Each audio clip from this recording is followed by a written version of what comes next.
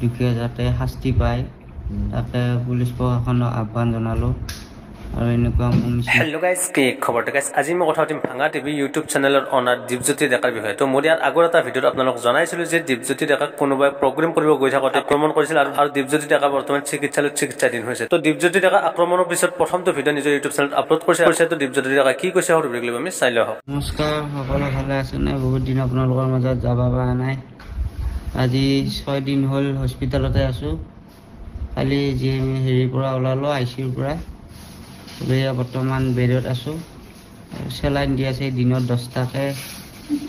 আৰু আপোনালোকক চববিলাক ভিডিঅ' দেখাই থাকিব পৰা নাই। সিহঁতে কি কৰি আছে মই গমো পোৱা নাই। আৰু বাইদেৱে বাৰু ইয়াত বেজি দি আছে। আপোনালোকক চববিলাক ভাল হোৱাৰ পিছত কথা কৈ আছোঁ বাৰু। এতিয়া অসুস্থ হোৱা নাই মই। এতিয়াতো মেইনলি বেছিকৈ প্ৰব্লেমটো ক'ত হৈ আছে? হাতত হৈ আছে, হাতখনত জোৰ নাপায় একেবাৰে। আৰু নাভডাল কাটা গৈছে পাতলেদি। তাৰপিছত আৰু এইফালে মাথাত আছে। আৰু এইখিনি বৰ্তমান পটকৈ বহি উঠিলে দুৰ্বল লাগি যায়। বহুত তেজ গেছি নহয় জানে।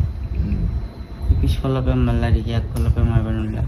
আৰু যাতে এনেকুৱা কাৰো লগত এনেকুৱা সংঘটিত নহয়, দুখীয়া যাতে শাস্তি পায় তাকে পুলিচ প্ৰশাসনক আহ্বান জনালোঁ। আৰু এনেকুৱা মোৰ নিচিনাকৈ যাতে কোনো এনেকৈ কষ্ট খাই থাকিব লগা নহয়। আৰু আজিকালি মানুহ এতিয়া হেৰি নোহোৱা হৈছে, কি বুলি কয় এইটো, মৰম দয়াটো নাই। আজিকালি মানুহে মাৰ বুলিয়ে মাৰে, কাটো বুলিয়ে কাটে। এতিয়া কাক কি কৰিম? এতিয়া কিনকে মানুহ চলা ফুৰা কৰিব? মানুহ এতিয়া আমি বাহিৰত গ'লে এতিয়া আক্ৰমণ কৰে।